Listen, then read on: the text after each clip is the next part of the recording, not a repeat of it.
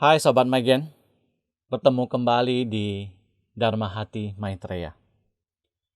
Baik, sebelum kita mulai, mari kita bersama-sama memanjatkan puji syukur atas kebesaran rahmat kasih Tuhan. Puji syukur atas maha cinta kasih dari Buddha Maitreya. Puji syukur atas maha kebajikan dari Bapa dan Ibu Guru Suci. Welas asih dari para sesepuh, para pandita, dan juga ketulusan dari para Sobat Magen semua. Berbahagia sekali pada kesempatan kali ini kita masih bisa melanjutkan pembahasan kita tentang mengenal Buddha Maitreya. Di episode ketiga ini kita akan mengenal Buddha Maitreya dari maha ikrar beliau. Ya, semoga dengan kita memahami maha ikrar dari Buddha Maitreya, kita bisa semakin beriman kepada Buddha Maitreya. Kita bisa semakin mendalam mengenal siapa Buddha Maitreya. Dan kita tahu apa visi misi dari Buddha Maitreya. Melalui kesempatan yang berharga ini, mari para Sobat Magen, kita belajar bersama, kita mengupas bersama, kita membedah bersama, sehingga wawasan kita, pengetahuan kita tentang Buddhisme Maitreya, tentang Buddha Maitreya semakin dalam dan semakin luas dan semakin bertumbuh di dalam diri kita. Oke, kita akan mulai dengan slide pertamanya. Sang Buddha mengatakan, tanpa ikrar tidak akan mencapai kesempurnaan. Maka dari ini kita bisa tahu, dari dulu hingga sekarang, semua Buddha tak ada satupun yang tidak menegakkan ikrar. Di semua Buddha pasti punya ikrar. Dengan kekuatan ikrar inilah sehingga para Buddha, para Bodhisattva itu bisa mencapai kesempurnaan. Dengan adanya ikrar ini pula, maka seorang Buddha dia punya tekad yang kuat, dia punya daya dobrak yang tinggi, daya juang yang besar untuk mencapai kebudahan. Karena mereka jelas tujuan mereka ada di mana. Atau sebaliknya, kita juga bisa mengartikan bahwa tanpa ikrar, kita akan sulit untuk mencapai kesempurnaan Buddha Bodhisattva. Kita bisa lihat dulu, ada beberapa Buddha besar yang memiliki ikrar yang sangat luar biasa. Di sini saya hanya mengambil sepenggal saja dari ikrar dan maha ikrar dari para Buddha Bodhisattva ini. Karena kalau mau diuraikan itu banyak sekali. Ya, jadi kita ambil contohnya aja, kita spill aja ya, sebagian kecil atau satu potongan kecil dari ikrar para Buddha Bodhisattva yang kita kenal. Oke, yang pertama adalah ikrar dari Ksitigarbha Buddha. Setelah menyelamatkan semua manusia, baru akan mencapai Bodhisattva. Sebelum neraka kosong, sementara tidak akan mencapai kebudahan. Kalau pakai bahasa gampangnya adalah, selagi di neraka masih ada penghuninya, atau neraka belum kosong, maka Ksitigarbha Buddha ini tidak akan memasuki parinibbana, tidak akan mencapai kebudahan. Sobat Magen, ini adalah sebuah ikrar yang sangat luar biasa. Kalau Hoshi pribadi, sepertinya tak akan sanggup, tak akan berani untuk menegakkan ikrar yang begitu hebat, yang mengatakan kalau neraka tidak kosong, saya tidak akan menjadi Buddha. Kita perkecil skalanya. Berani nggak kita berikrar? Kalau keluarga saya tidak terselamatkan, maka saya tidak akan mencapai kebudahan. Berani nggak? Atau skalanya kita perbesar sedikit. Kalau semua orang yang saya kenal tidak terselamatkan, maka saya tidak akan mencapai kebudahan. Sobat Magen, banyak dari kita tidak akan berani menegakkan ikrar yang sebesar ini. Kenapa? Karena kita tahu, karena kita sadar, kita tak akan mampu. Tekad kita nggak sekuat itu. Daya juang kita nggak sekuat itu. Nah, tapi kita bisa mulai dari hal-hal yang kecil. Misalnya, saya bertekad atau saya bersumpah, saya akan menjadi seorang vegetarian. Saya seumur hidup tidak akan makan sepotong daging pun. Saya berikrar tidak akan menyentuh daging. Itu masih bisa kita lakukan. Atau kita bersumpah, kita berikrar akan menjadi seorang vegan sampai seumur hidup kita. Tidak akan membunuh makhluk hidup di atas piring makan kita. Nah, itu adalah contoh sumpah-sumpah yang kecil. Contoh ikrar-ikrar yang kecil. Kalau dibandingkan dengan semua Buddha Bodhisattva, ini masih kecil. Tapi nggak apa-apa. Kita harus memulai. Kita harus bertekad. Kita harus berjuang. Kita harus melangkah di tangga yang pertama. Kita harus melangkahkan langkah pertama kita. Karena dengan ada yang kecil ini, sumpah yang kecil ini, baru bisa ada sumpah yang besar. Oke, kita lanjut ke Buddha selanjutnya. Nah, di sini ada Bodhisattva Avalokitesvara atau yang sering kita dengan Bodhisattva Kuan Yin. Ya, salah satu ikrar kecilnya adalah seperti ini: menyadarkan yang tersesat dalam lautan penderitaan, menyelamatkan yang memohon pertolongan, selalu menampakkan diri. Jadi bahasa gampangnya adalah kalau ada orang yang menderita, lalu ingin meminta bantuan dari Bodhisattva Avalokitesvara ini, maka Bodhisattva Avalokitesvara pasti akan datang menampakkan diri dan menolong orang yang memohon itu. Asalkan kita mau memohon, meminta, terbebas dari penderitaan, terbebas dari kesakitan, terbebas dari duka, maka Sobat Maigen, Dewi Kuan Im atau Bodhisattva Avalokitesvara akan datang untuk membantu kita. Kenapa? Karena itu adalah ikrarnya beliau. Asalkan ada yang memohon, asalkan ada yang meminta, asalkan ada yang ingin terbebas dari penderitaan, maka Bodhisattva Avalokitesvara siap membantu kita. Inilah ikrar beliau. Kita lanjut. Nah, ini adalah ikrar dari Sakyamuni Buddha. Nah, ikrar ini banyak sekali ya dari Buddha Sakyamuni ya. Tapi kita ambil satu bagian kecilnya aja. Yaitu, jika ada umat manusia yang menderita, saya ikhlas menggunakan badan raga dan hidup saya untuk menyelamatkan dan melindunginya. Jadi ini adalah sumpah dari Buddha Sakyamuni. Buddha Sakyamuni itu rela untuk mengorbankan dirinya, rela untuk mengorbankan darahnya, rela untuk mengorbankan dagingnya, rela untuk mengorbankan tubuhnya demi keselamatan umat manusia. Dan ini kita bisa lihat dari cerita-cerita yang pernah disampaikan oleh Sang Buddha sendiri tentang perjuangan pembinaan beliau. Bagaimana beliau mengorbankan matanya, memotong tangannya, mengambil sumsum tulangnya untuk menyelamatkan orang lain. Ya, ini adalah sumpah beliau. Ini adalah ikrarnya beliau. Sobat Maigen, ini tak gampang ya, sangat luar biasa sekali. Nah, kita lihat Buddha selanjutnya ada namanya Amitabha Buddha. Salah satu sumpah kecilnya, ikrarnya itu adalah, jika saya mencapai kebudahan, maka negara tidak ada lagi alam buruk. Jika negara masih ada penghuni neraka, setan kelaparan, hewan, maka tidak akan mencapai kebudahan. Jadi maksudnya, dunia yang dibangun oleh Amitabha Buddha tidak akan ada lagi yang berasal dari alam buruk. Ya. Jadi negaranya kalau masih ada penghuni neraka, setan kelaparan, hewan, maka beliau berjanji tidak akan mencapai kebudahan. Jadi beliau akan menciptakan bumi suci yang sangat indah. Itu adalah Amitabha Buddha. Nah, kita lanjut. Ada satu Buddha yang sangat luar biasa, yaitu Vaisaya Guru Buddha. Atau kita lebih sering mengenal beliau sebagai Buddha obat. Kalau misalnya kita lagi sakit, ya, sudah ke dokter, sudah kemana-mana, tapi masih belum sembuh-sembuh. Nah, kita bisa memohon kepada Vaisaya Guru Buddha ini. Beliau akan memberikan pengobatan penyembuhan kepada kita. Kita lihat ikrarnya.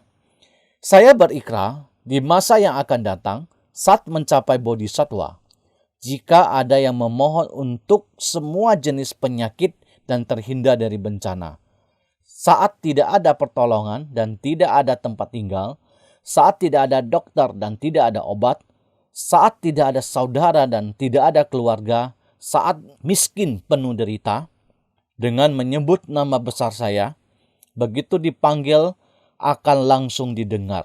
Semua penyakit akan disembuhkan. Jiwa raga tentram bahagia. Semua saudara berkumpul. Makanan berlimpah ruah. Barulah aku akan mencapai kesempurnaan tertinggi. Nah, ini adalah sumpahnya dari Baisaya Guru Buddha. Kalau masih ada yang menderita sakit, masih ada yang di dalam kemiskinan, tidak bisa menemukan obat, masih terpisah dengan keluarga, maka beliau akan datang untuk membantu kita. Asalkan kita mau memohon dan meminta, menyebut nama besar beliau, beliau akan menganugerahkan penyembuhan. Nah, masih ada satu cerita nih. Jadi ada satu poin kita lagi ikut diklat. Di selama ikut diklat ini, dia ada satu kali mengalami sakit yang cukup mengganggu lah ya. Batuk pilek, lalu suara hilang, demam, sakit tenggorokan. Jadi sudah ke dokter, sudah ke shinsei, sudah mencari pengobatan. Tapi masih nggak sembuh-sembuh. Seminggu berlalu, 2 minggu juga sudah lewat, masih tidak kunjung-kunjung sembuh. Karena penyakitnya ini, sakitnya ini membuat dia susah untuk konsentrasi dalam belajar. Susah untuk mengikuti diklat. Akhirnya ada satu kali dia bersujud kepada Baisaya Guru Buddha. Dan di sana dia memohon kepada Baisaya Guru Buddha untuk memberikan penyembuhan. Sobat Maigen, hanya dalam waktu 1-2 hari, si Foin ini sembuh dari penyakitnya. Dan dia merasa dia sangat bersyukur sekali kepada Baisaya Guru Buddha karena dia sudah bisa dengan badan yang sehat, pikiran yang jernih untuk melanjutkan pendidikan Buddha siswa diklatnya ini. Ya, ini adalah salah satu contoh kecil yang bisa kita lakukan di dalam kehidupan pembinaan kita. Nah, kalau kita butuh bantuan dari Baisaya Guru Buddha, Sobat Maigen, jangan malu-malu. Boleh langsung memohon kepada Baisaya Guru Buddha ini. Atau kalau bahasa Mandarinnya, Yao Sifo. Oke, kita lanjut. Nah, ini adalah Buddha Maitreya. Atau juga kita kenal dengan Bodhisattva Maitreya. Apa sumpah agung dari Buddha Maitreya? Apa maha ikra dari Buddha Maitreya? Sumpah agung dari Buddha Maitreya yaitu ingin merubah dunia yang kotor sekarang kita ini, dunia yang penuh dengan kejahatan, dunia yang penuh dengan kesesatan, menjadi bumi suci Maitreya.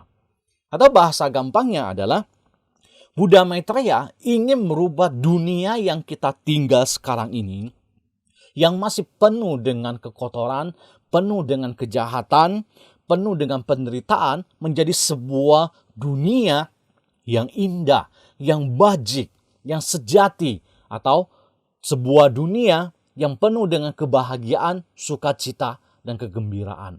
Yaitu kita kenal sebagai bumi suci Maitreya. Jadi Buddha Maitreya akan membangun bumi sucinya di dunia yang sekarang kita tinggal ini. Ingin merubah dunia yang kita tinggal sekarang ini menjadi nirwana, menjadi bumi suci Maitreya. Sobat Maigen, inilah sumpah agungnya Buddha Maitreya.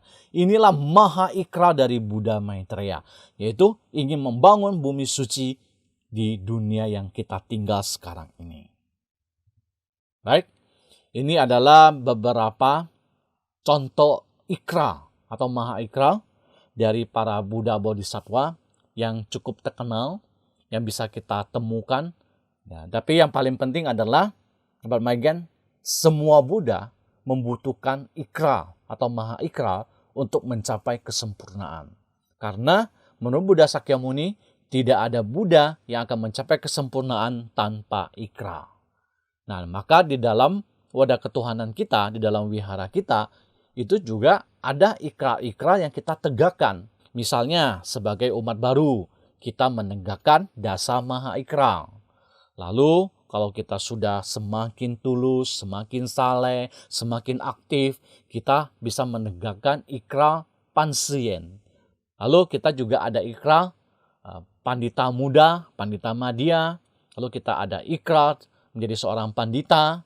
Dan kita juga ada ikrar menjadi seorang vegetarian. Sumpah untuk tidak lagi mengkonsumsi daging atau qingkou yan. Nah, ini adalah ikrar-ikrar yang ada di dalam wadah ketuhanan kita yang sebenarnya bertujuan untuk membantu kita supaya semakin maju di dalam pembinaan. Ada satu pandangan yang salah di dalam wadah ketuhanan kita. Ikrar itu merepotkan. Ikrar itu malah membebani. Ikrar itu membuat kita tidak bebas. Sobat Megen, itu adalah sebuah pandangan yang salah terhadap ikrar itu. Karena sebenarnya ikrar itu yang membantu kita. Semua Buddha, semua Bodhisattva yang sudah mencapai kesempurnaan itu melalui bantuan ikrar ini. Dengan adanya ikrar ini, barulah kita tidak keluar dari jalur. Barulah kita semakin membina, semakin on the track. Semakin kita membina, semakin tidak melenceng dari hati nurani kita. Semakin kita membina, semakin kita memancarkan maha kasih, maha indah yang ada di dalam diri kita.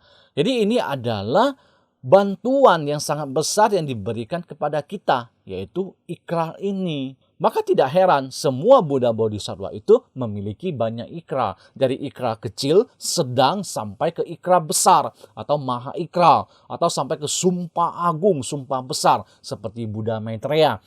Yaitu bersumpah akan mewujudkan bumi suci ke dunia ini. Oke, di slide selanjutnya kita akan membedah sedikit tentang ikrar dan maha ikrar. Nah, di sini selangkah lebih maju makna dari ikrar itu, yaitu adalah wujud maha kasih dari Buddha Bodhisattva itu. Untuk apa? Untuk menyelamatkan umat manusia. Tadi di tahap pertama kita membahas ikrar itu untuk membantu diri kita sendiri. Tahap keduanya adalah dengan ikrar ini bukan hanya membantu diri sendiri, tapi kita juga membantu umat manusia. Itu adalah hati kasih dari seorang Buddha, dari seorang Bodhisattva. Kita lihat di sini, tujuan utama dari ikrar atau maha ikrar adalah untuk menyelamatkan dan membantu umat manusia. Membantu umat manusia untuk menggali mustika di dalam dirinya, yakni cinta kasih, kearifan. Sehingga umat manusia bisa berpaling dari kesesatan dan menuju kesadaran, terbebas dari bencana akhir zaman. Ini adalah fungsi ikrar.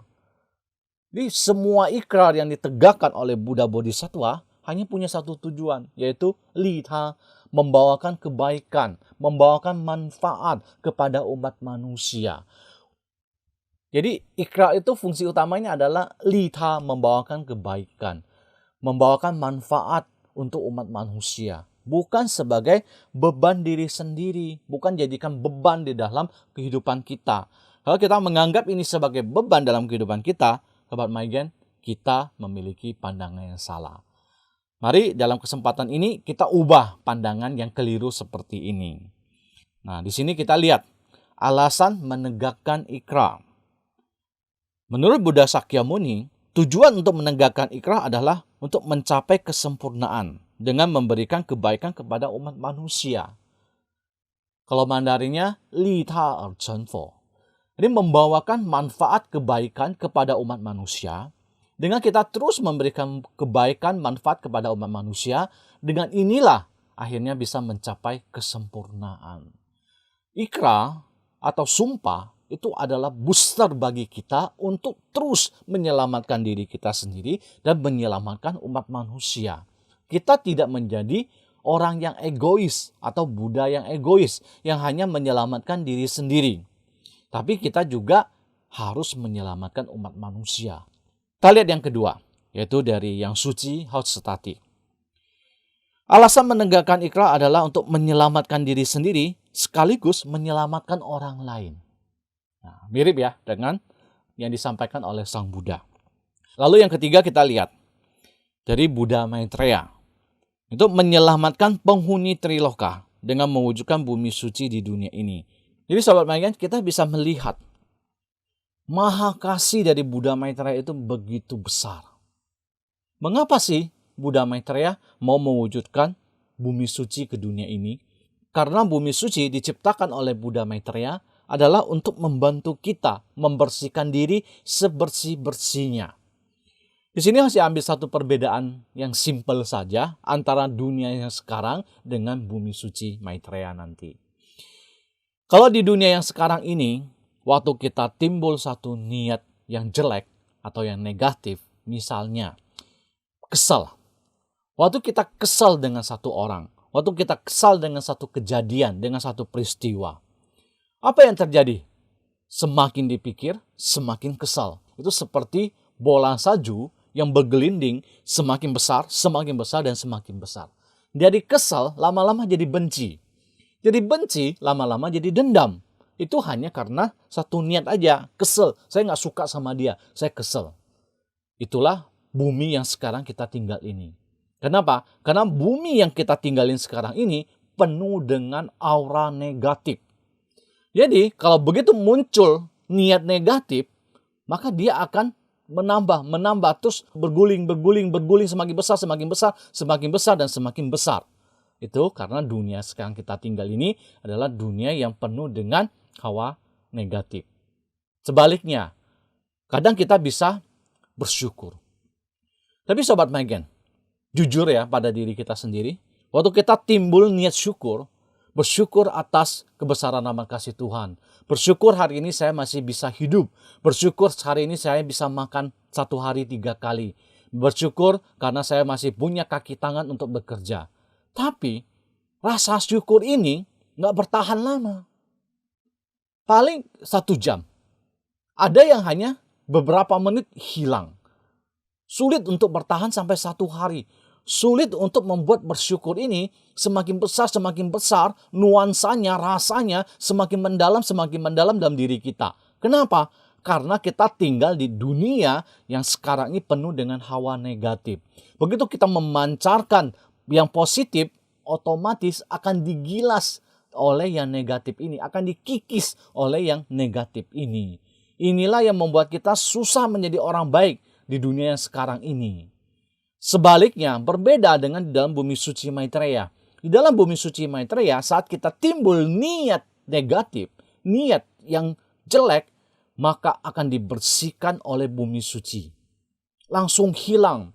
Kebalikan dari dunia sekarang ini ya, kita timbul niat bersyukur, langsung disapu bersih sama dunia yang negatif ini. Tapi dalam bumi suci Maitreya, begitu kita timbul niat negatif, langsung disapu bersih oleh bumi suci. Sebaliknya, kalau kita timbul niat positif, rasa bersyukur, maka rasa bersyukur itu akan semakin tebal, semakin dalam, dan semakin besar. Inilah bedanya. Maka, dengan diciptakannya bumi suci, itu adalah satu tempat buat kita untuk benar-benar memurnikan diri kita sendiri. Membersihkan diri kita sendiri sampai sebersih-bersihnya. Istilah yang sering dipakai adalah air yang kotor, yang sudah terkontaminasi, ya, yang sudah keruh, yang sudah banyak bakteri. Tapi di dalam bumi suci, ini dijernihkan kembali, dimurnikan kembali menjadi air yang memang dari asalinya, yang jernih dan bersih itu. Inilah fungsi dari bumi suci Maitreya. Maka ini adalah bentuk maha kasih dari Buddha Maitreya untuk membantu umat manusia sehingga kita bisa memiliki satu tempat, satu bumi yang begitu luar biasa untuk menyucikan diri kita, untuk benar-benar mencapai kesempurnaan Buddha Bodhisattva. Sobat Magen, dari sini kita bisa melihat betapa besar kasih Buddha Maitreya. Sungguh Buddha Maitreya sangat-sangat mencintai kita, sangat mencintai umat manusia. Oke, kita lanjut. Yaitu misi suci Buddha Maitreya, ya, membangun bumi suci ke dunia ini, berpusatnya di bumi kita ini, di dunia kita ini, bukan di tempat lain, bukan di surga yang jauh di sana, bukan di alam yang jauh di sana, enggak. Tapi Buddha Maitreya melakukan misinya ada di dunia yang sekarang kita tinggal ini. Apa benefit yang Buddha Maitreya berikan? Mengapa Buddha Maitreya mau mewujudkan misi sucinya di dunia yang sekarang kita tinggal ini? Karena alam dunia, di bumi yang kita tinggal ini adalah pusat dari Triloka. Ya, Triloka itu alam dewa, alam manusia, dan alam neraka. Karena gini, kita tahu yang mencapai dewa, menjadi dewa, itu berasal dari manusia. Dan itu di dunia. Menjadi dewa, berbuat karma baik di mana? Di dunia. Lalu masuk ke neraka menjadi arwah, berbuat karma buruk di mana? Di dunia. Dari sini kita bisa memahami bahwa dunia menjadi titik tengahnya, titik senternya dari Triloka.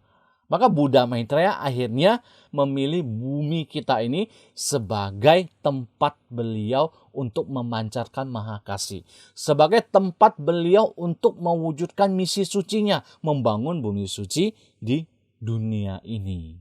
Dunia terselamatkan, Triloka juga terselamatkan. Itu adalah fungsi pertamanya. Dengan dilaksanakannya misi suci di dunia ini, maka manusia mendapatkan kesempatan yang paling besar. Manusia punya kesempatan untuk ikut serta di dalam misi suci Buddha Maitreya ini.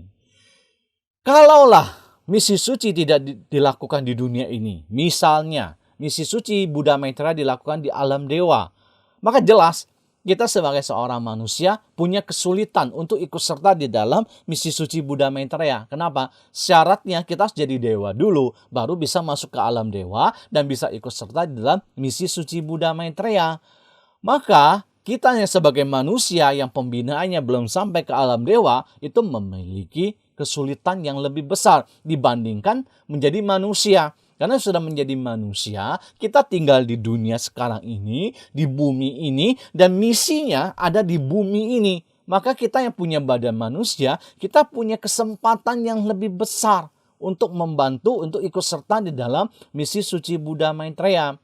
Ini adalah bukti nyata bahwa Buddha Maitreya sangat mencintai kita. Buddha Maitreya sangat mengasihi kita sebagai siswa Maitreya. Kita diberikan kesempatan yang besar, kita diberikan kesempatan yang luas untuk ikut serta di dalam misi suci Buddha Maitreya. Apalagi kita sebagai seorang siswa Maitreya, orang yang sudah menjalin sebab jodoh yang dalam dengan Buddha Maitreya. Kita sudah menjadi keluarga besar dari Buddha Maitreya. Sobat Maigen, kita punya kesempatan untuk berjuang di garis depan. Kita menjadi prajurit yang berperang di garis depan untuk membantu Buddha Maitreya mewujudkan bumi suci di dunia ini. Jadi Sobat Maigen, kita sebagai siswa Maitreya sungguh beruntung sekali memiliki kesempatan ini. Hari ini kita bertemu dengan Buddha Maitreya yang memiliki sumpah agungnya mewujudkan bumi suci ke dunia ini. Dengan beliau mewujudkan bumi suci di dunia ini, kita punya kesempatan yang sangat besar untuk ikut serta di dalam bumi suci. Kenapa harus ikut serta di dalam bumi suci Maitreya? Seperti di awal pasti ada bilang, ya, untuk mencapai kesempurnaan, kita butuh menegakkan ikrar yang besar, sumpah agung yang besar. Kita bisa melihat dari contoh semua Buddha Bodhisattva. Ya, mereka menegakkan ikrarnya masing-masing. Saya akan bertanya kepada kita semua, kita sampai hari ini sudah berapa banyak ikrar yang kita tegakkan? Berani nggak kita menegakkan maha ikrar, sumpah yang besar? Misalnya kayak Siti Garba Buddha. Kalau neraka nggak kosong, saya tidak akan mencapai kesempurnaan. Saya rasa kita sulit ya. Kita berat untuk berani menegakkan maha ikrar yang sebesar ini. Lalu kalau kita tidak menegakkan ikrar, kita sulit pula untuk mencapai kesempurnaan. Kita sulit untuk memancarkan maha kasih, maha indah yang ada di dalam diri kita. Kita sulit juga untuk menyelamatkan diri kita sendiri dan menyelamatkan orang lain. Nah, bagaimana dalam kondisi yang seperti ini? Kita tak mampu, tapi kita juga tak mau tersisihkan. Kita juga ingin diselamatkan. Datanglah Buddha Maitreya. Buddha Maitreya dengan maha ikrarnya itu membuka kesempatan. Itu seperti memberikan sebuah kue yang sangat besar, Semua orang bisa mencicipinya. Semua orang bisa ikut serta di dalamnya. Asalkan kita mau dan kita berjuang untuk membantu Buddha Maitreya mewujudkan bumi suci di dunia ini, berarti kita sudah ambil andil di dalam Sumpah Agung Buddha Maitreya. Ambil perumpamaan simpelnya gini deh. Kalau diibaratkan Sumpah Agung Buddha Maitreya mewujudkan bumi suci di dunia ini adalah sebuah pesawat, maka di dalam sebuah pesawat ini kita dikasih kesempatan untuk ikut serta. Meskipun hanya jadi kursinya, tempat duduknya. Meskipun hanya jadi catnya. Meskipun hanya menjadi bautnya. Meskipun hanya menjadi kabel listriknya. Meskipun kita hanya menjadi bagian kecil dari pesawat itu.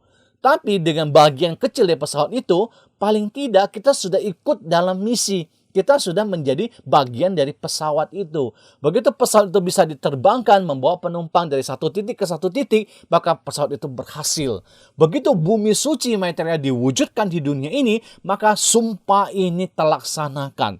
Maka sumpah agung ini terwujud. Bumi suci Maitreya terwujud, dan kita yang ikut andil di dalamnya, kita mendapatkan jatah. Kita ikut terselamatkan juga. Atau dengan secara langsung atau tidak langsung, kita juga adalah orang-orang yang membangun bumi suci ke dunia ini. Membantu Buddha Maitreya mewujudkan bumi suci Maitreya.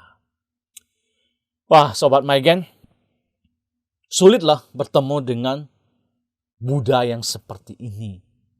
Yang sangat-sangat mencintai umat manusia. Bahkan sampai sumpah agungnya pun itu sudah diatur, kita memiliki andil di dalamnya.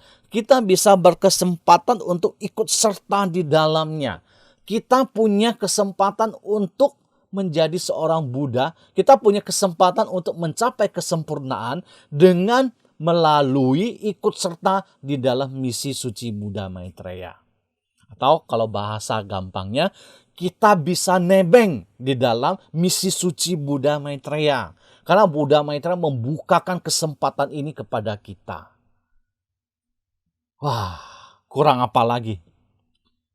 Benar-benar dari sini kita bisa melihat bukti nyata, wujud nyata dari Maha Kasih Buddha Maitreya. Kita menyadari bahwa Buddha Maitreya itu sangat-sangat mencintai kita. Ya, bersyukurlah kita sebagai siswa Maitreya, bersyukurlah kita adalah orang-orang yang berjodoh dengan Buddha Maitreya, sehingga kita punya kesempatan masuk menjadi keluarga besar Buddha Maitreya dan membantu Buddha Maitreya mewujudkan dunia satu keluarga. Ikut serta dalam misi suci Buddha Maitreya. Oke, kita lanjut ya. Tadi kita sudah bahas panjang lebar tentang Ikra, Maha Ikra, terutama juga Maha Ikranya Buddha Maitreya. Lalu mungkin pertanyaan selanjutnya, bagaimana sih ya kita mewujudkan bumi suci Maitreya ini? Gimana caranya agar bumi suci Maitreya bisa terwujud di dunia ini? Atau dengan bahasa gampangnya, programnya apa aja sih yang harus kita lakukan supaya misi suci Buddha Maitreya bisa terwujud di dunia ini? Nah, di sini channel memberitahukan kepada kita, terutama dari zamannya yang suci Hautsetati, ya, ada 3 tahap untuk mewujudkan bumi suci di dunia ini. Yang pertama, tahap pertama adalah penyelamatan kaum miskin. Ya, miskin di sini bukan hanya miskin materi, tapi juga miskin kehidupan mental dan kehidupan spiritual. Ya, nanti kita akan bahas ya. Yang kedua, tahap kedua adalah penyelamatan kaum kaya. Kaya di sini selain kaya materi, juga kaya dalam kehidupan mental dan spiritual. Kalau misalnya dia miskin materi, tapi dia kaya kehidupan spiritual, dia juga masuk kaum kaya. Meskipun dia miskin materi, tapi dia kaya secara kehidupan mental, itu juga masuk kaum kaya. Jadi kaum kaya di sini sebenarnya lebih prioritas kepada kehidupan mental dan spiritual. Tentu kalau orang yang sudah kaya secara kehidupan mental dan spiritual, maka dia akan memanfaatkan materinya untuk membawakan kebaikan kepada orang lain, untuk mendatangkan kebahagiaan kepada orang lain, untuk membantu orang lain. Itu sudah otomatis. Tapi yang jadi masalah adalah kalau dia miskin secara mental, miskin secara spiritual, maka dengan materi yang dia punya bisa saja dia mencelakai orang lain. Nah, disinilah perbedaannya. Jadi kaum kaya adalah mereka yang kaya secara mental dan kaya secara spiritual. Setelah penyelamatan kaum kaya, kita masuk ke tahap ketiga adalah penyelamatan kaum bangsawan. Bangsawan di sini adalah sebuah istilah yang dipakai untuk orang-orang besar, tokoh-tokoh besar yang ada di puncak dunia. Kalau dia ngomong satu kata, semua orang akan ikut. Satu statement dia akan mempengaruhi satu dunia. Mereka bisa aja adalah pimpinan-pimpinan dunia atau tokoh-tokoh besar di dunia. Nah, ini adalah tahap ketiga. Setelah melalui 3 tahap ini, maka terwujudlah bumi suci Maitreya. Oke, kita bahas lebih lanjut 3 tahap ini. Nah, yang pertama adalah misi penyelamatan kaum miskin. Ini yang paling basic, paling dasar. Seperti yang di depan sudah saya sebutkan, miskin di sini bukan hanya tertuju kepada miskin materi, tapi lebih tertuju kepada miskin kehidupan mental dan miskin kehidupan spiritual. Yang di tahap ini yang sering kita kenal loh, penyelamatan mereka yang mendapatkan terlebih dahulu, lalu membina kemudian. Artinya, di penyelamatan tahap ini yang kita sudah mendapatkan jalan ketuhanan, kita tidak boleh berhenti hanya mendapatkan. Kenapa? Karena kita harus membina. Kita belum ada pembinaan dirinya.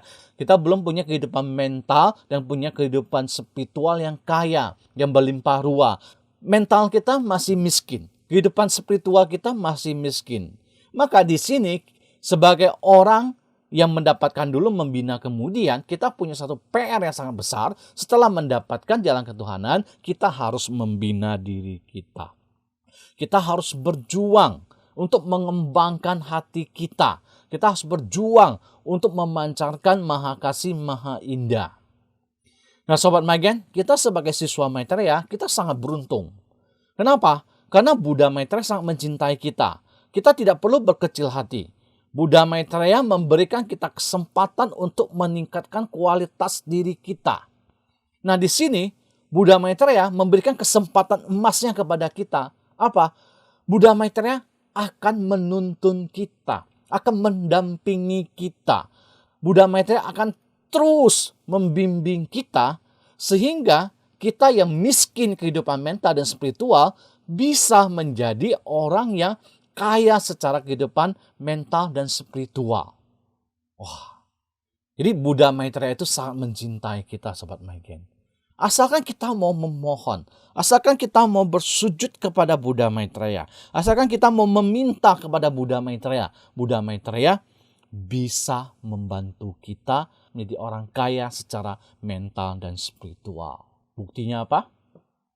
Buktinya adalah di dalam misi penyelamatan kali ini, misi suci Buddha Maitreya ini, Buddha Maitreya dibantu oleh Bapak Guru Agung dan Ibu Guru Suci. Melalui budi lindungan dan budi tanggungan dari kedua maha guru kita, barulah hari ini kita terselamatkan. Kita bisa mendapatkan jalan ketuhanan. Dan tidak berhenti sampai di sana, selangkah lebih maju, sebegitu kita mendapatkan jalan ketuhanan, berarti kita sudah menjalin sebab jodoh yang baik, yang tiada tara dengan Buddha Maitreya. Sehingga kita punya kesempatan yang sangat besar sebagai siswa Maitreya untuk membantu misi suci Buddha Maitreya.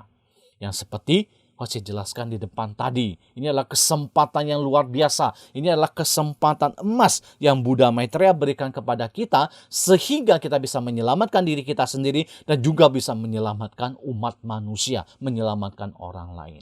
Yaitu dengan berjuang di dalam misi suci Buddha Maitreya. Jadi Sobat Magen, kita sebagai siswa Maitreya janganlah menyia-nyiakan kesempatan emas ini. Yang namanya kesempatan itu tidak akan selamanya. Kesempatan itu akan berakhir. Kesempatan itu akan habis. Kesempatan itu akan hilang. Chandra memberitahukan kepada kita, kesempatan itu hanya untuk mereka yang mau berjuang.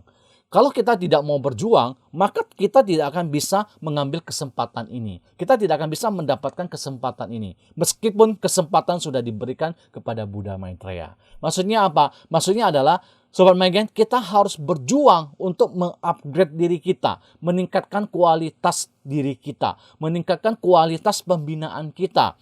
Bagaimana kita berjuang untuk memiliki kehidupan mental, untuk memiliki kehidupan spiritual yang lebih kaya. Tidak lagi terjatuh hanya pada kenikmatan materi, kenikmatan indera kita, kehidupan dunia materi kita. Ya, jadi kita juga harus berjuang. Kalau kita tidak berjuang, maka kita akan kehilangan kesempatan ini. Disinilah kita perlu memohon kepada Buddha Maitreya. Melalui apa? Melalui jok sembayang, melalui paitiam. Nah, ini adalah kelompok yang mendapatkan terlebih dahulu, membina kemudian. Sudah mendapatkan, harus membina. Ini tahap pertama, penyelamatan tahap pertama. Lalu sekarang kita masuk ke penyelamatan tahap kedua, yaitu penyelamatan kaum kaya ini. Tahun 1999, di saat yang Suciho Setati Parinibbana, itu adalah satu pertanda bahwa sudah saatnya kita memasuki masa penyempurnaan. Ya, masa penyelamatan tahap kedua. Begitu memasuki tahun 2000, Mahasa Sepuh mengumumkan bahwa kita sudah memasuki masa Buddha Maitreya. Saatnya dimulai penyelamatan kaum kaya. Jadi begitu memasuki tahun 2000 atau abad 21 adalah abad Maitreya. Di sini adalah dimulainya misi penyelamatan tahap kedua, penyelamatan kaum kaya. Oke? Yang perlu kita garis bawain di sini adalah, maka metode penyelamatannya itu menjadi berbeda. Metode penyelamatan di tahap pertama, penyelamatan kaum miskin, itu berbeda dengan metode penyelamatan yang akan digunakan di penyelamatan kaum kaya ini. Nah, di sini adalah bagaimana kita merubah diri kita, bagaimana kita beradaptasi dengan lingkungan kita. Contohnya begini, dunia sebelum ada internet itu berbeda banget dengan dunia setelah ada internet.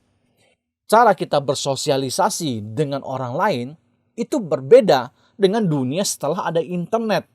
Sebelum ada internet, kita nggak bisa namanya video call. Kita harus bertemu di satu tempat, satu titik. Kalau ada teman yang di luar negeri, ya dari jauh-jauh hari kita janjian, lalu bertemu kapan, bertatap muka di mana. Tapi kalau sekarang di dunia yang sudah ada internet, tinggal video call, selesai ceritanya. Kita bisa silaturahmi, kita bisa kongko-kongko, cerita-cerita, sosialisasi kita lebih mudah. Maka otomatis kita harus mengikuti perubahan zaman ini. Kalau selamanya kita tidak mau beli HP, kita tidak mau punya internet, gimana kita mau mengikuti perkembangan ini? Kita akan tersisihkan oleh dunia ini. Caranya sudah berubah. Begitu juga dengan jualan, nah, ekonomi, online dan offline. Ini paling kita terasa waktu pandemi. Sebelum pandemi, jualannya offline. Harus bertatap muka. Tapi begitu setelah pandemi, semua bisa digunakan secara online. Belanja secara online. Bahkan termasuk pembayaran pun tidak perlu cash lagi. Sudah bisa dengan angka saja sekarang. Jadi ini adalah perubahan metode. Tapi tujuannya sama nggak? Sama. Nah, begitu juga dengan perpindahan dari tahap pertama masuk ke tahap kedua.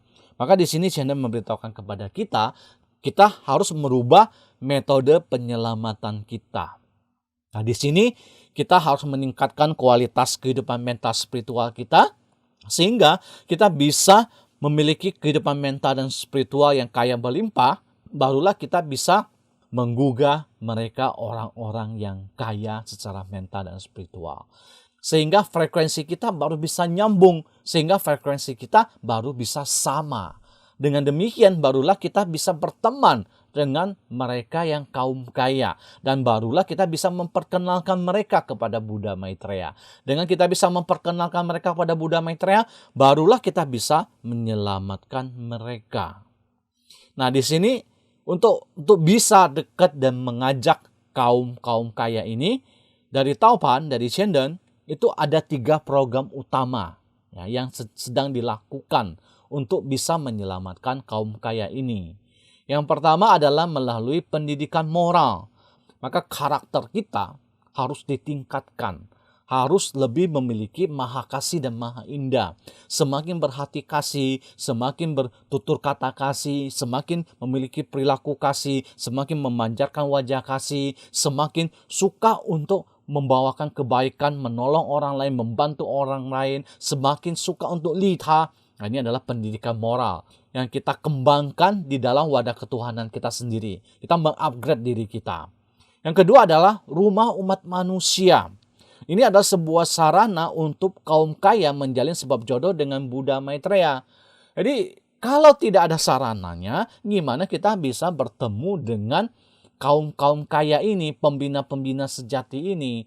Maka kita perlu untuk membuat sebuah sarana yang besar, yang dimana mereka ini, pembina-pembina sejati ini, kaum kaya ini bisa datang untuk menjalin sebab jodoh dengan Buddha Maitreya, yaitu rumah umat manusia atau Lao Mu Ta Tau Chang ini. Lalu yang ketiga adalah seni budaya melalui Inla. Bagaimana kita mencintai lingkungan kita, bagaimana kita mencintai bumi kita, bagaimana kita mencintai manusia di dalamnya, bagaimana kita mengembangkan budaya cinta alam. Nah, ini adalah melalui Inla.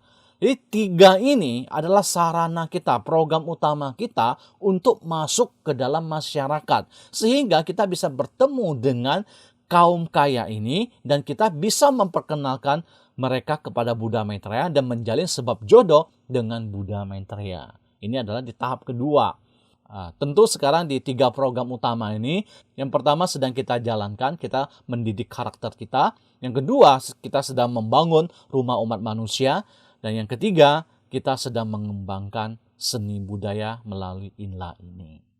Oke, kita lanjut. Baik, kita akan berbicara peran siswa Maitreya. Apa sih peran kita sebagai siswa Maitreya di dalam misi suci Buddha Maitreya ini, yang akbar, yang agung, yang penuh dengan maha kasih ini? Sobat Mahigen, sebagai siswa Maitreya, kita punya satu peran, yaitu sebagai jembatan penghubung yang menghubungkan kaum kaya ini dengan Buddha Maitreya. Begitu mereka mengenal Buddha Maitreya, mereka akan langsung beraksi. Mereka akan langsung membantu misi Buddha Maitreya untuk mewujudkan bumi suci Maitreya, mewujudkan dunia satu keluarga. Jadi mereka begitu ketemu Buddha Maitreya, maka akan tergugah, mereka akan langsung siap terjun lapangan untuk membantu Buddha Maitreya. Jadi peranan kita hanya sebagai jembatan penghubung. Bagaimana kita bisa menggugah mereka, lalu membawa mereka untuk bertemu dengan Buddha Maitreya, menjalin sebab jodoh dengan Buddha Maitreya. Gampangnya beginilah. Dalam slide ini, kita itu HP-nya. Kita itu menghubungkan. Nah, dengan adanya HP ini, maka akan menghubungkan 2 orang. Kita sebagai penghubung. Di sini peranan kita. Tentu sebagai orang tengah, sebagai jembatan penghubung, kita juga harus berkualitas, memiliki kualitas yang memang bisa dipakai atau alatnya bisa dipakai. Kalau HP-nya nggak bisa dipakai, ya susah. Kalau HP-nya lowbat, nggak ada baterai, ya nggak bisa dipakai. Kalau HP-nya nggak ada internet, ya nggak bisa dipakai. Kalau HP-nya rusak, ya nggak bisa dipakai. Jadi harus menjadi alat yang baik, baru bisa dipakai dengan maksimal. Begitu juga sebagai jembatan penghubung ini, kita harus menjadi kader handalnya Buddha Maitreya. Gimana cara menjadi kader handal Buddha Maitreya? Jadi untuk menjadi kader handal Buddha Maitreya, kita harus memiliki pikiran yang besar, jiwa yang besar, dan pandangan yang jauh. Atau bahasa Mandarinnya, ta keji, ta xiongxin, ta yanguang. Kita berpikir dan berjiwa besar dan memiliki pandangan yang jauh. Baru dengan demikian, barulah kita bisa ikut serta di dalam misi suci Buddha Maitreya. Nah, Sobat Mahigen, inilah peranan kita sebagai siswa Maitreya. Kita mulai dari mana sih untuk bisa berpikir dan berjiwa besar dan memiliki pandangan yang jauh? Mari kita mulai dari mengembangkan 3 keharmonisan. Bahagia harmonis, rukun harmonis, dan membaur harmonis. Begitu kita bisa memancarkan aura 3 keharmonisan ini akan bisa menggugah para kaum kaya ini. Mereka adalah kelompok yang membina dulu mendapatkan kemudian. Mereka akan tersentuh. Frekuensinya akan nyambung, aura kita akan masuk. Dengan demikian, barulah kita bisa menuntun mereka, mengajak mereka untuk menjalin sebab jodoh dengan Buddha Maitreya. Jadi sebagai siswa Maitreya, kita juga punya PR untuk meningkatkan kualitas diri kita, untuk memancarkan 3 keharmonisan di dalam kehidupan pembinaan kita.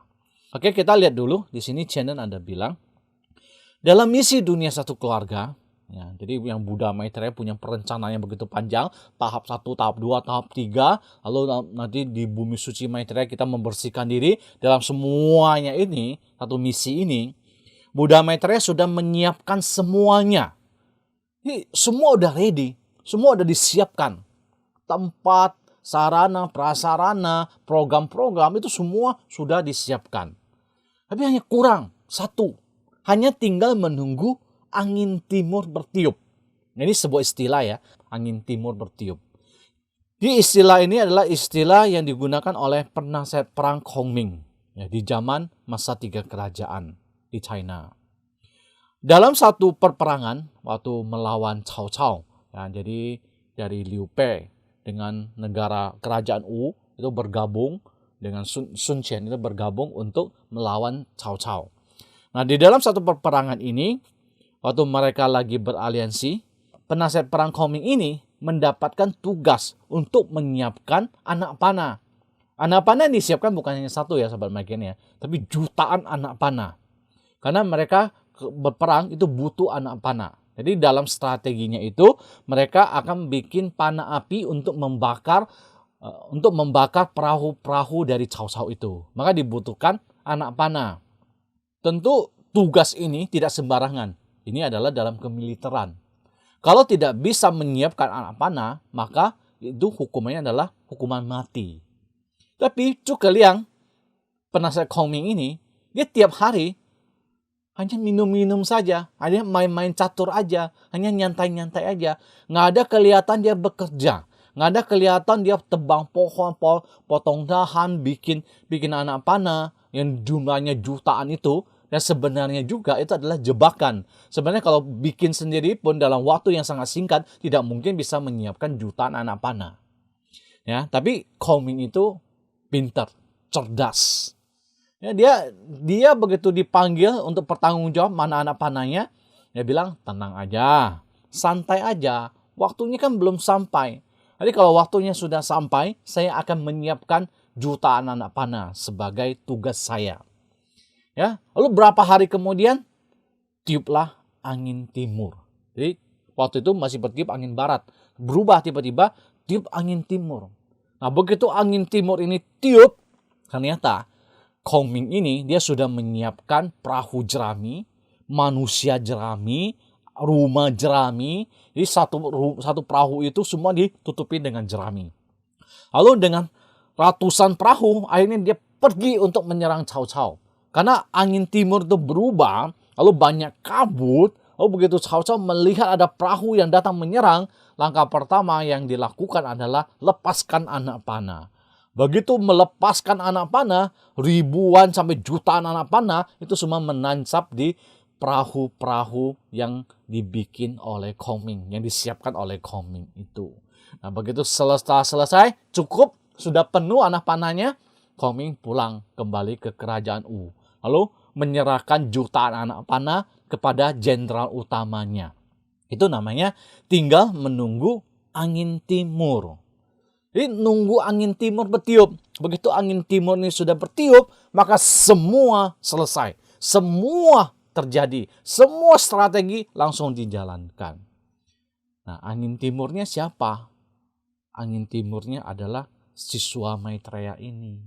Angin timurnya yang dimaksud oleh Buddha Maitreya adalah jembatan penghubung ini. Itu kita ini, siswa Maitreya ini. Buddha Maitreya lagi menunggu kita untuk berubah. Buddha Maitreya lagi menunggu kita untuk mengupgrade diri kita. Buddha Maitreya lagi menunggu kita menjadi kader handal dalam misi suci Buddha Maitreya ini. Kalau kita sudah siap, kalau kita sudah mempersiapkan diri kita sudah bisa menjadi jembatan penghubung, kita sudah memiliki pemikiran dan jiwa yang besar, pandangan yang jauh. Kita sudah bisa memancarkan aura 3 keharmonisan. Kita bisa bahagia harmonis, rukun harmonis, membawa harmonis. Kita sudah memiliki aura dan frekuensi yang bisa menggugah kelompok yang membina dulu mendapatkan kemudian kaum kaya ini. Sobat Magen, misi dunia satu keluarga siap dijalankan. Jadi masalahnya kembali ke kita lagi. Kita sudah siap belum menjadi jembatan penghubung ini? Ya, tentu ada deadline-nya ya. Begitu deadline-nya sampai, kita siap nggak siap, maka Buddha Maitreya akan mencari orang lain sebagai jembatan penghubung ini. Inilah yang sering saya katakan, Sobat Magen, jangan sampai kesempatan emas ini hilang.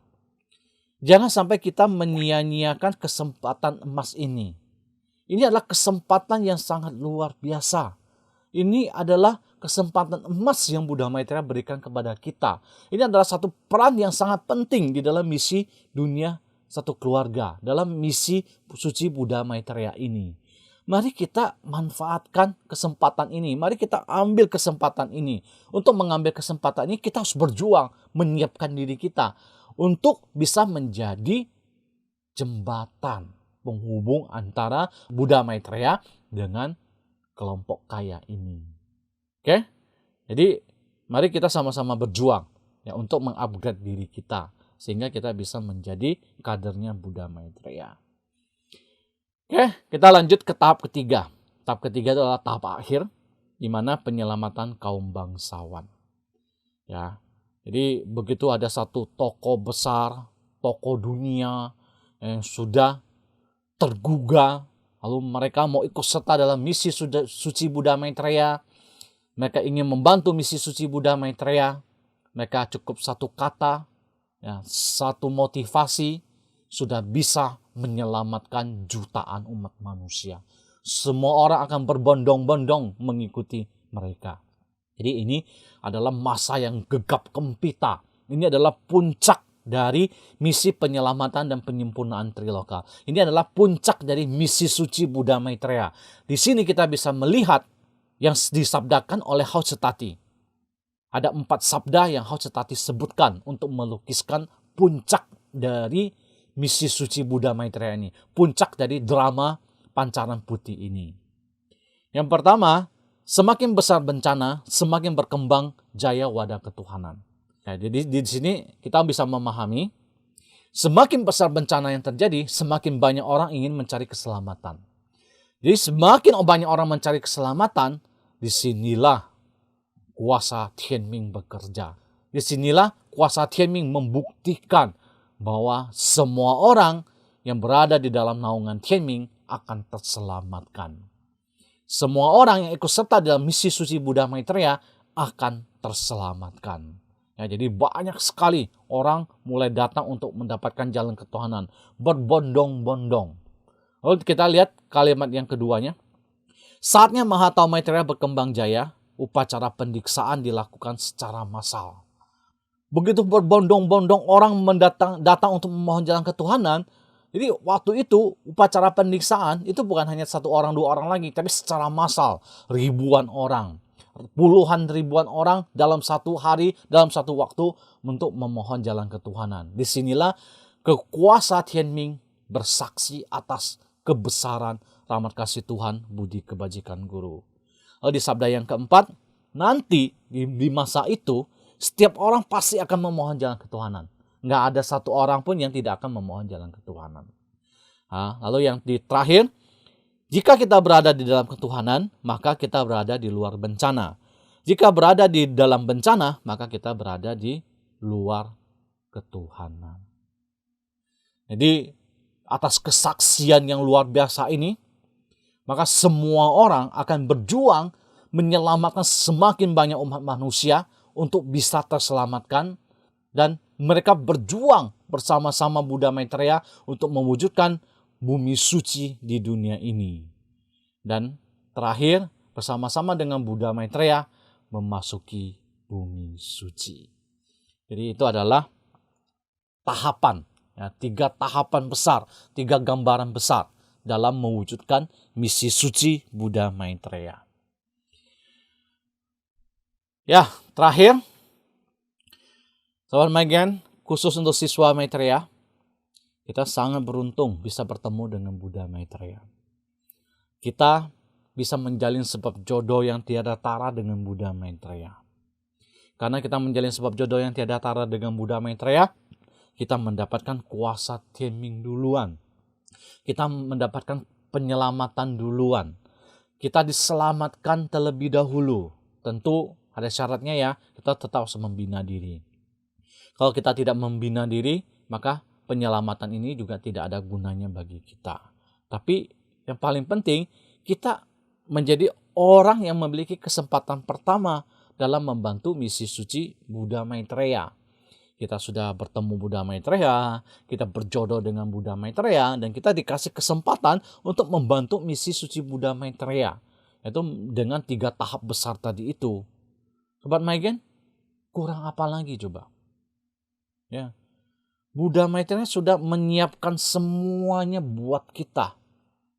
Buddha Maitreya sudah mengatur semuanya buat kita. Bahkan Buddha Maitreya sudah memberitahu apa yang harus kita lakukan. Peran apa yang kita perankan di dalam misi suci Buddha Maitreya ini. Masalah paling besar adalah bukan bisa atau tidak bisa, tapi adalah mau atau tidak mau. Mau nggak kita berubah? Mau nggak kita menjadi kader dunia satu keluarga? Mau nggak kita menjadi kader Buddha Maitreya? Mau nggak kita menjadi kader yang bisa membantu misi suci Buddha Maitreya? Mau nggak kita merubah diri kita? Mau nggak kita memancarkan 3 keharmonisan, bahagia harmonis, rukun harmonis, membau harmonis? Mau nggak kita membuka pikiran kita, membuka hati kita, sehingga kita memiliki pikiran dan jiwa yang besar? Mau nggak kita melihat luas, kita memiliki pandangan yang jauh?